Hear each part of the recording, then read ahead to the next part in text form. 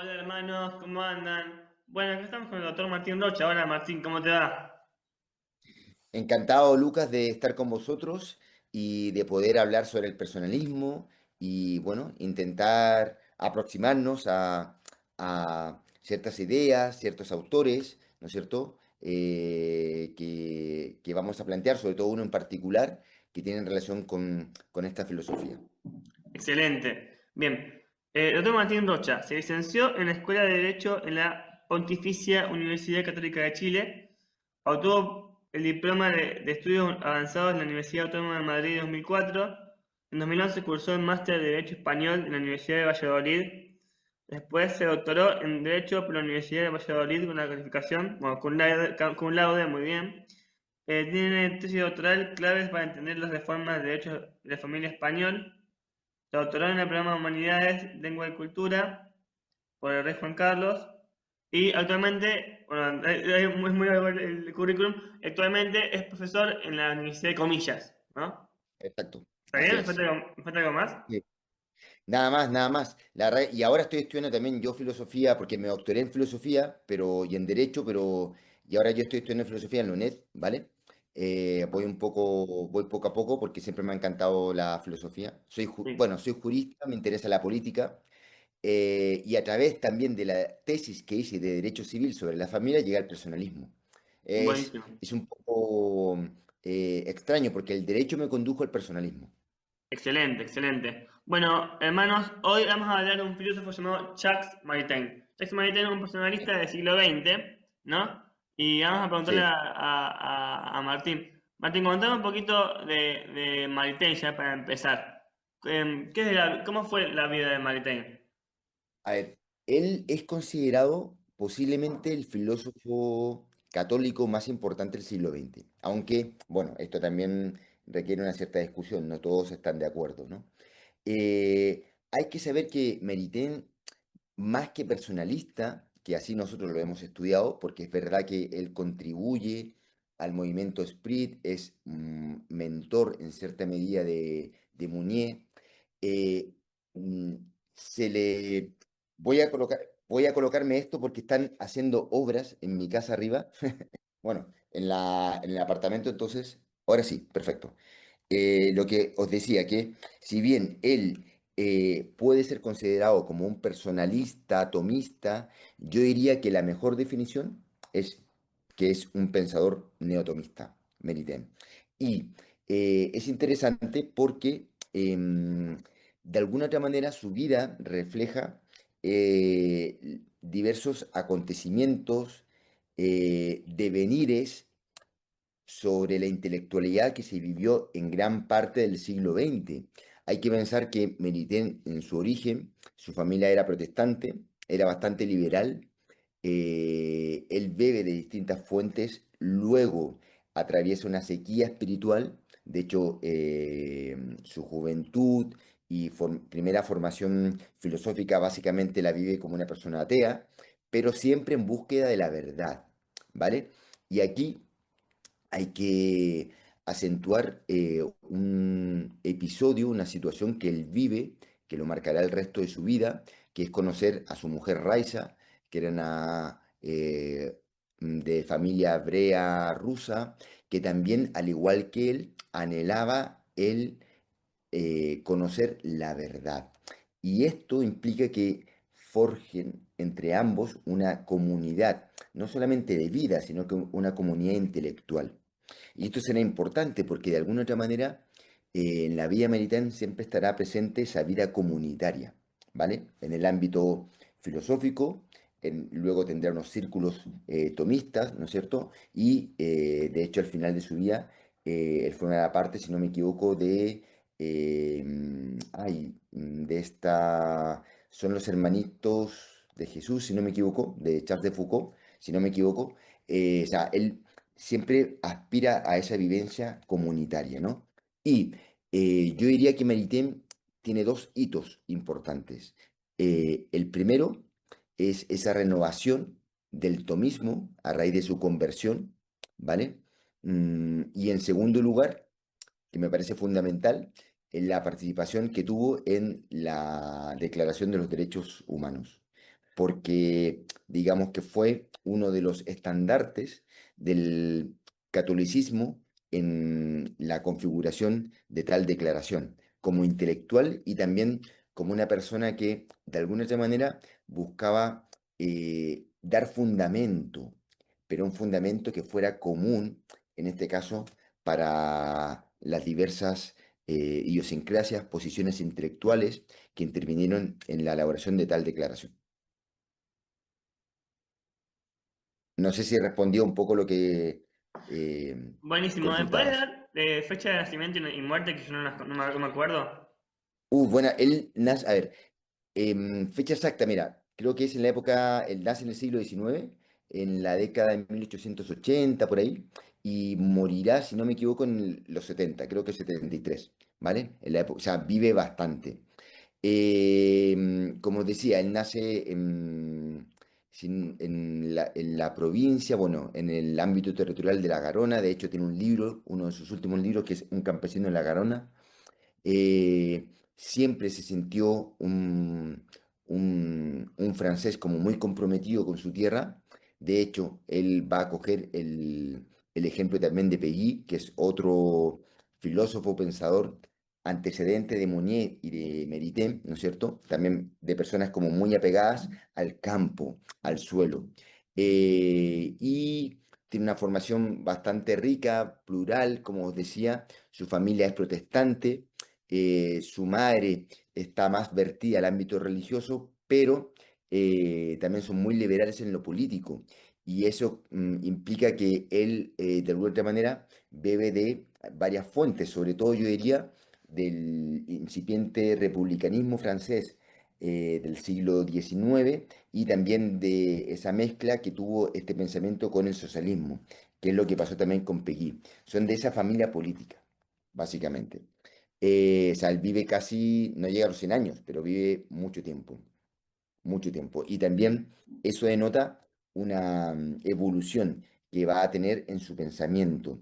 Aunque él siempre se consideró, ¿no es cierto?, como socialista, digamos que después de la Segunda Guerra Mundial, debido también a su experiencia en Norteamérica, donde fue profesor en Princeton, en, si no me equivoco, en Chicago y en Columbia. Debido a esa experiencia, él políticamente va a intentar comprender la democracia liberal y no digamos que se vuelve un total partidario, pero sí que la crítica que le va a formular a la misma es mucho más constructiva que la que podemos encontrar en el propio Mounier, ¿vale? Por esa experiencia norteamericana que tuvo, Merité. Bueno, Martín, muchísimas gracias. Y ahora pasamos a una segunda pregunta. Respecto a las obras de Maritain, ¿qué obras y cuántas escribió de filosofía? A ver, mucho, mucho, mucho. Fue un gran escritor de filosofía, pues. Es que hay un catálogo completo. A ver, me refiero a que Maritain ya en sus últimos años intentó de ordenar toda su bibliografía, todos sus escritos, ¿no? Eh, Volverlos a reeditar. O sea, hay como un catastro oficial que abarca temáticas de metafísica, de filosofía moral, de estética, de antropología y de filosofía política, por decirlo de alguna manera, ¿no? Pero aparte de eso, él tiene otras obras que son como cartas, cuadernos, que profundizan las obras más sistémicas que él elaboró.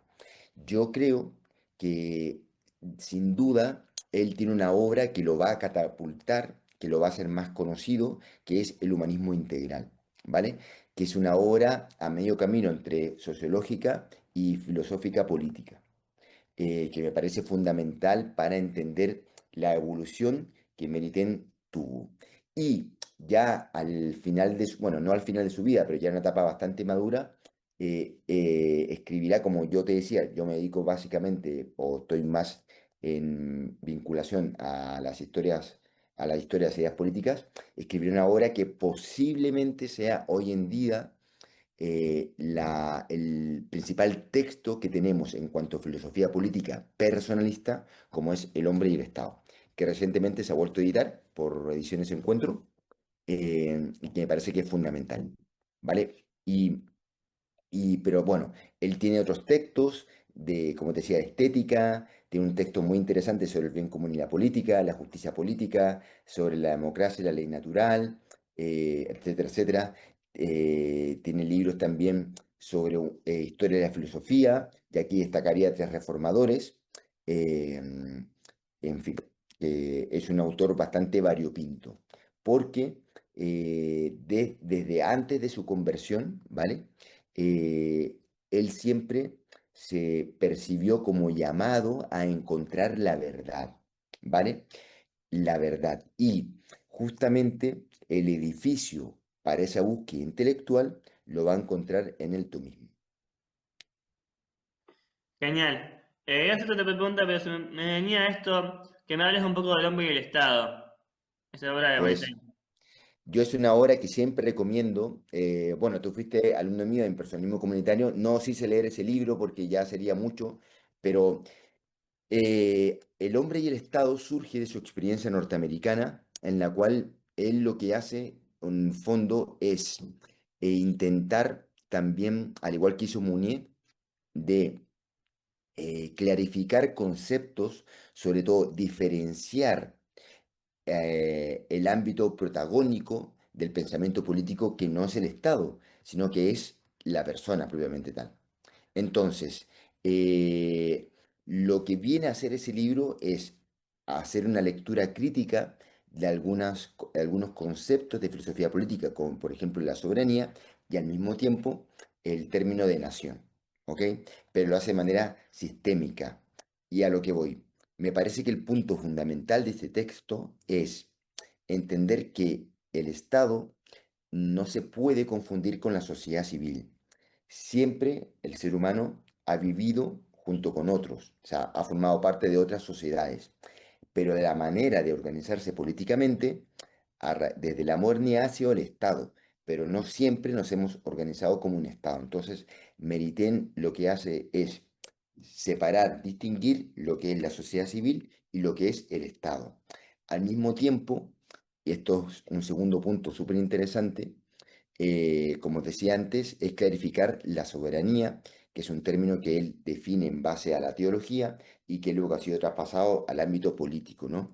Pero claro, o sea, para que alguien sea considerado soberano, tiene que ser considerado como estandarte, agente de un poder absoluto, ¿ok?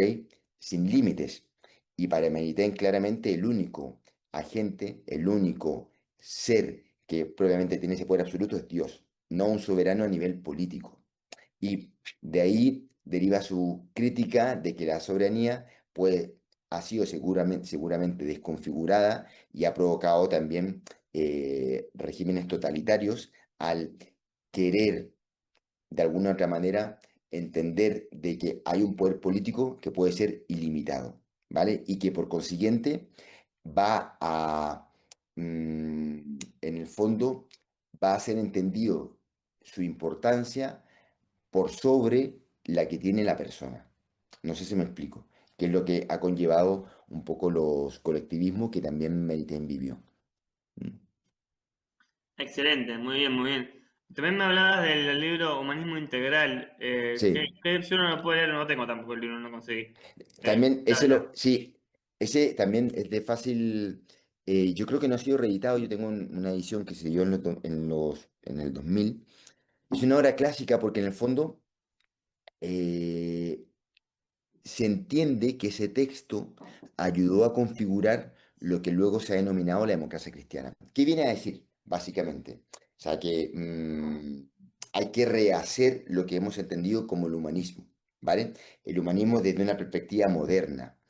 No se puede volver al ámbito de la cristiandad, sino que la sociedad moderna ha tenido una evolución, hay aspectos negativos, pero también hay aspectos positivos. Entonces, para hacer presente una visión cristiana del hombre, hay que en el fondo coger conceptos, ideas que han sido positivas en esta modernidad, ¿ok?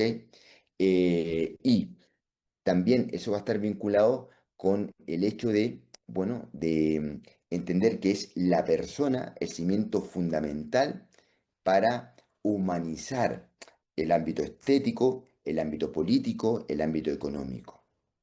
Claro. Y hay una renovación de esa interpretación antropocéntrica que se hace desde el Renacimiento. Eso es lo que coge Maritain. O sea, pero al mismo tiempo no es radical en el sentido de que entiende que en esa visión antropocéntrica un aspecto fundamental, una de las dimensiones que no se puede olvidar es lo espiritual, que ha sido una de las distorsiones que ha habido en la modernidad. Genial, genial. Y me decías que es tomista, que es más tomista que personalista en algún punto, Maritain. Sí, Y él había leído neotomista. que la Eterni Patris, así que Eterni Patris puede ser. Sí, sí, sí. A ver, aquí ha habido bastante controversia porque hay que entender un poco esto también en sentido biográfico, ¿no? Benítez se convirtió ya siendo un hombre, bueno, no mayor, pero ya un intelectual medianamente consolidado. Se convirtió sobre todo con la colaboración que tuvo de León Bloch y de también un poco de la influencia que recibe de Bergson, ¿vale? Y el espiritualismo filosófico francés. Pero, de alguna otra manera, estos autores le invitan, sobre todo Bloch, a la búsqueda de la verdad y que esa verdad radica en la persona de Cristo. Y Maritain coge este concepto, coge esta idea, perdón, y la vive, pero así todo, él es un intelectual. Entonces, necesita un edificio intelectual, un edificio filosófico que le dé respuesta a por qué Cristo es la verdad. Entonces, hay una conversión religiosa, pero aún falta una conversión intelectual. Y con posterioridad a su conversión religiosa, él va a encontrar en la obra de Santo Tomás ese edificio filosófico, esa estructura intelectual que por medio de la razón le permite conocer la verdad. Entonces, él entra en diálogo con Santo Tomás. Toda su vida se reconoce como un tomista, pero no se ancla únicamente en Santo Tomás, a lo que voy. Y esto es importante y por eso también él va a recibir críticas. Él dialoga con la contemporaneidad que vive. Entonces, este edificio puede ser bastante rígido, hay conceptos que no son suficientemente explicados por Santo Tomás, pero que la actualidad que le toca vivir a Maritain le implica, pues, de alguna otra manera, desarrollar estos conceptos, estas semillas que se encuentran en el pensamiento de Santo Tomás, que es un pensamiento bastante completo. Él no distorsiona a Santo Tomás, simplemente que entra en diálogo desde el tomismo con otras realidades, por ejemplo la democracia, cosa que en la época de Santo Tomás no ocurría. Santo Tomás tiene un libro sobre el reino y se podría decir que políticamente es más partido de una monarquía. Claro, eso ya no cabe en el pensamiento meritano, no cabe porque él vive otro tipo de acontecer político, como es el democrático. Entonces, desde ese tomismo intenta explicar, elaborar, ¿no es cierto?, fundamentar la democracia. ¿Ok? Bien, bien. ¿Y sabes a qué edad se convirtió exactamente o no? ¿Sabes? Uf, no lo recuerdo. Creo que tiene que haber sido ya cuando él está, a ver, la edad exacta no lo sé, pero lo que te puedo decir que él tuvo como dos grandes estudios en su juventud. Uno es la filosofía y otro es la biología. Ganó una beca para estudiar en Alemania junto con su mujer y esas ciencias, ese espíritu científico, habrá tenido 20 y pico años, le mueve en el ámbito filosófico a un cierto materialismo, pero ese materialismo que también él se había impregnado del mismo en sus estudios en la Sorbonne, no le es suficiente, no le agota, no le impulsa a entender, a aproximarse a la verdad, a verdadear. Digamos que fue durante los 20 y pico, si no me equivoco, o ya ha entrado recién a los 30. He leído Genial, su genial. biografía, pero no me sé un poco, o sea, no sé con exactitud el año en que se convirtió. Lo que sí te puedo decir, la figura que más le promovió a a esa conversión fue León Blois, que Buenísimo, era un apologeta cristiano, sí. buenísimo. Y vi que tiene un libro sobre la ley natural, ¿puede ser? ¿Qué dice sobre la ley Sí, natural, a Maite? ver, este es un concepto que sobre todo, a ver, ¿cómo te lo explico? Digamos que el naturalismo, el pensamiento filosófico jurídico sobre la ley natural, ha tenido un desarrollo. ¿Por qué digo filosófico jurídico? Porque la ley natural es sobre todo un concepto, una noción moral. La ley natural funda la ética, ¿vale? La ética, en el fondo, va a reflexionar sobre las diversas moralidades. Ahora, esta ley natural ha sido entendida de diversas maneras, sobre todo yo diría dos, desde una perspectiva más clásica, en la cual va a unar la filosofía griega y la filosofía medieval, sobre todo a Santo Tomás, y una visión más racional que empezará con Hugo Grocio y que va a desembocar o va a culminar de alguna otra forma en Kant. ¿Ok? Luego tuvo una resurrección el pensamiento naturalista después de la Segunda Guerra Mundial, con Kaufmann, con Gustav Radbruch, en el ámbito alemán, ¿no es cierto? Es en esa época en la cual, estudiando Santo Tomás, lo que hace es intentar justificar de por qué nuestra razón, como seres humanos racionales, podemos mm, entender una ética común, una ética que si bien va captando diversas pluralidades, diversas moralidades, es común para todos. Y esto es importante, porque, como yo te decía antes, Meritén va a intervenir en la Declaración de los Derechos Humanos. Y él entiende que la ley natural, sobre todo, el ser humano la conoce por inclinación. No, no la conoce mediante una elaboración racional, una teoría, un pensamiento abstracto, sino estamos inclinados a lo mejor, como también hechos a imagen y semejanza de Dios, ¿vale? Y lo mejor es ese principio de acción que sería nuestra naturaleza humana, ¿claro? Y como el ser humano se comporta de manera ética, o sea, el ser humano se comporta, reflexiona sobre si hace algo bien o algo malo, sobre si su actuar es justo o es injusto, pues claro, es un comportamiento ético, pero está inscrito en nuestra propia naturaleza. Tendemos a lo bueno, pero tendemos a lo bueno de manera libre, ¿claro? Y esa tendencia la conoceremos por inclinación.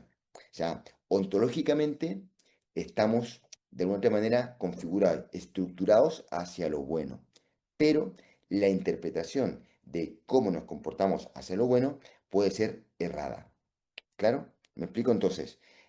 ¿Por qué te digo esto? Porque, por ejemplo, y lo explique también Jack Meritain, puede ser que determinadas tribus o pueblos, el aborto o el sacrificio humano sean considerados positivos, ¿vale? Pero no quiere decir que para ellos la ley natural sea distinta que para el resto de los seres humanos, en la cual estas dos actuaciones son negativas, sino que ha habido una interpretación errónea de lo que es, por ejemplo, el valor de la vida en ese aspecto, ¿ok? Y, y por consiguiente, de esa ley natural ha derivado o pueden derivar preceptos que son injustos. Y esto será fundamental porque al renovar el naturalismo, que es la perspectiva jurídico-filosófica sobre la noción ética que configura la ley natural, ¿no es cierto? Santo Tomás lo que hace es justamente es destacar la importancia de un naturalismo clásico, sobre todo del tomismo, ¿ok? Y a su vez, también va a acentuar el hecho de que quizás el mayor ejemplo que tenemos de qué se entiende por ley natural será el Decálogo, los 10 mandamientos.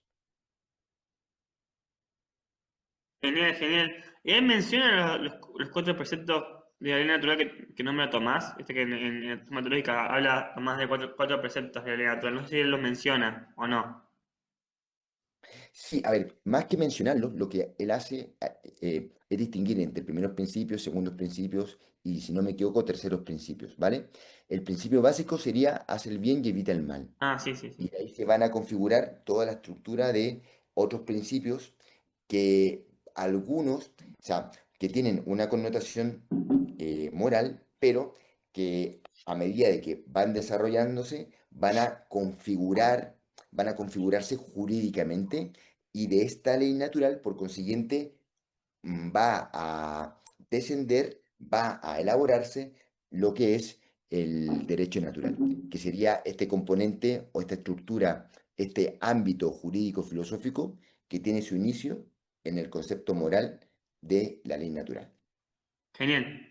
Bien, ¿qué dice sobre el bien común, Maritain? Había una confusión entre Tiene un libro, una dificultad entre lo que es sí, el individuo y el Estado, me parece ahí, ¿no? sí, a ver, él tiene un libro que se llama, si no me equivoco, El bien común y la política, donde también retoma esta idea atomista del bien común como el bien de la comunidad para diferenciarlo del bien del Estado, para diferenciarlo del bien individual. Y esto es importante porque eh, detrás de esto también está la mención de Mounier de distinguir en el ámbito filosófico-político la persona de los colectivismos y de los individualismos. ¿Qué quiero decir? Que en el fondo los seres humanos, las personas, vivimos en comunidad y solamente en esa comunidad se reconoce, se defiende, se protege, se garantiza el valor absoluto que tenemos todos los seres humanos, como es la dignidad. ¿Ok? Eso provoca que en una comunidad exista una comunión de seres que son originales, que son imprescindibles. ¿Claro? Y esa comunidad tiene una finalidad, que es el bien común. El bien común implicará ese reconocimiento del valor absoluto de la dignidad y por consiguiente vivir dignamente, vivir conforme a ese valor absoluto, ¿vale? O sea, el bien común, un ejemplo práctico. ¿El bien común comprende el acceso a la salud? Claro que sí, pero no significa que tú o yo nos garanticen que tenemos que acceder a todo el hospital, sino que toda nuestra comunidad, en el fondo, tiene que verse respetada, defendida, valorada en cuanto a ese acceso a la salud.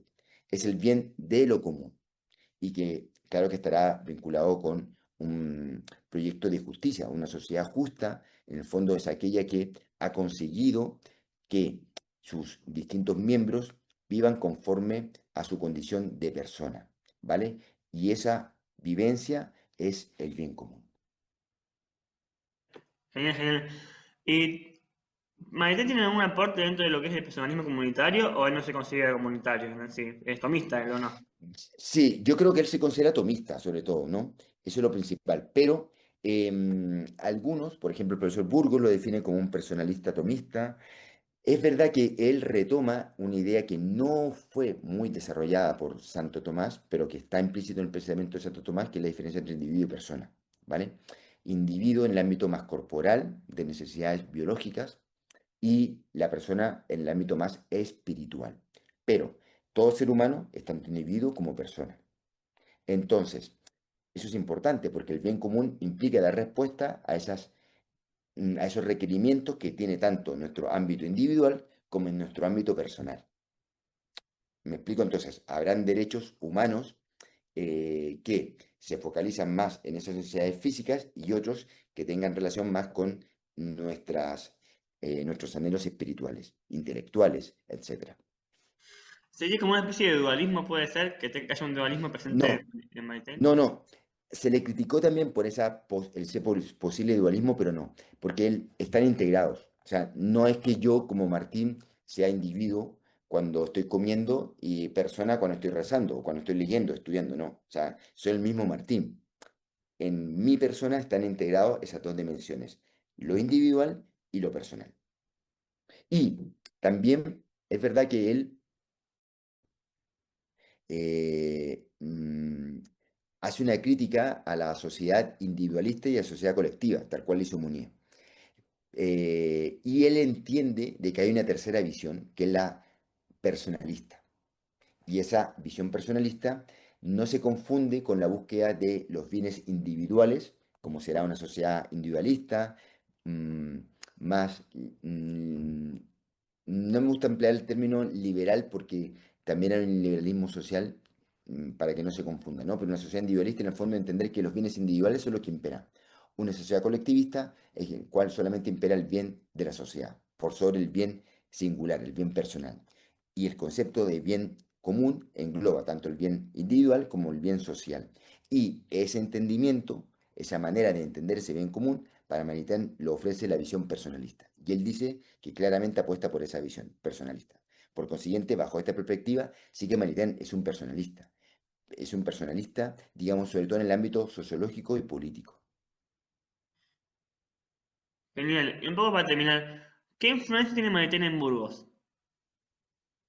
Uf, Burgos se doctoró, el profesor Burgos, mi amigo Juan Manuel, en su primera tesis, si no me equivoco, bueno, él tiene dos tesis, en física y en la filosofía, y fue sobre, si no me equivoco, la inteligencia ética en el pensamiento de Jacques Maritain. O sea, él estudia, investiga a Jacques Maritain, sobre todo a su filosofía moral y política. Y bajo esta perspectiva, él luego comentará que Maritain, de alguna otra manera, va a conllevar lo que se llama un personalismo ontológico clásico, ¿vale? Con, vale, desde la perspectiva personalista, vuelvo a lo mismo, porque desde otros autores de la historia de la filosofía, Maritain es claramente tomista, neotomista, ¿vale? Y el profesor Burgos, frente a ese personalismo ontológico clásico, lo va a diferenciar y va a elaborar su personalismo ontológico moderno, que luego será conocido como el personalismo integral. Ahora, Maritain es también mentor, como dije en algún momento, de Mounier. Él claramente es uno de los principales defensores de Esprit, ¿vale? De la revista y del movimiento. Simplemente que él pensaba, a diferencia de Mounier, que este movimiento tuviese un carácter claramente cristiano, mientras que Mounier, sin dejar de serlo, no quiere darle como esa confesionalidad, de alguna otra manera, ¿vale? ¿Y la inteligencia ética sería la razón práctica atomista? Sí, Sí. sí, Buenísimo. sí, sí, Bueno, ¿vale? no me quedan más preguntas, no sé si te gustaría aportar algo más a la... Yo creo, sí, hoy en día, a ver, Maritain ha sido injustamente criticado tanto por los tomistas porque creen que ha distorsionado el pensamiento de Santo Tomás y ha sido criticado por los renovadores de la filosofía cristiana porque, claro, como defensor y como pensador intelectual tomista, defiende esa estructura, la escolástica de alguna otra manera, ¿no? Entonces, ha sido criticado por ambos sectores. Hay que pensar que Maritain, la verdad es que tuvo posiblemente la valentía de entrar en diálogo con la contemporaneidad desde el tomismo, ¿no? No se ancló exclusivamente en la obra de Santo Tomás, sino que él, de otra manera, buscó una renovación más que una reforma, una renovación del pensamiento tomista. Y esto conllevará, por una parte, la crítica del sector más tradicionalista en cuanto al tomismo, y por otra parte, críticas también de los propios personalistas o agentes intelectuales más revolucionarios eh, frente a esa visión de Maritain de, bueno, de dialogar desde la estructura de Santo Tomás, pero siempre abierto a los nuevos tiempos que le tocaba vivir. Entonces, él tuvo esa incomprensión. Pero al mismo tiempo, hay otra que es muy importante, que es sobre todo desde el punto de vista político, porque a través del humanismo integral, él va a ser considerado como una especie de ideólogo de lo que se va a denominar la democracia cristiana, ¿no? Y esa democracia cristiana también va a tener, no siempre, no va a ser bien aceptada por algunos sectores católicos. Entonces, también eso le va a merecer críticas. Pero él no se considera un pensador demócrata cristiano, ni mucho menos, sino que, como vuelvo a decir, él lo que hace es renovar el tomismo y entrar en diálogo en el ámbito político con la democracia. ¿vale? Y siendo partidario de la democracia. Es más, hay autores que lo definen como un liberal católico. Para mí, Maritain es un filósofo católico convencido, tomista, que tuvo aportaciones importantes para la filosofía personalista. Genial, Martín, Nada más. excelente. Muchas gracias. Bueno, hermanos, Gracias a eso ti, es todo Lucas. por hoy, ¿sí? Les comento que Martín es profesor del máster en antropología personalista de la Asociación Española de Personalismo, que ahora estoy haciendo yo, y máster que después también es maestría, si se quiere hacer los 2 años enteros, en la Universidad de Anáhuac. Así que bueno, contento. Gracias, muchas gracias Martín, de hablar, un honor, un gusto escucharte. Gracias a ti, Lucas, por esta oportunidad de hablar de un pensador tan influyente y todavía tan actual como es Jacques Maritain. Y bueno, encantado también de poder contribuir a intentar ampliar al personalismo, ¿no es cierto? Porque es una filosofía muy potente y con mucho futuro. Bueno, hermano, muchísimas gracias. Hasta luego. Hasta luego.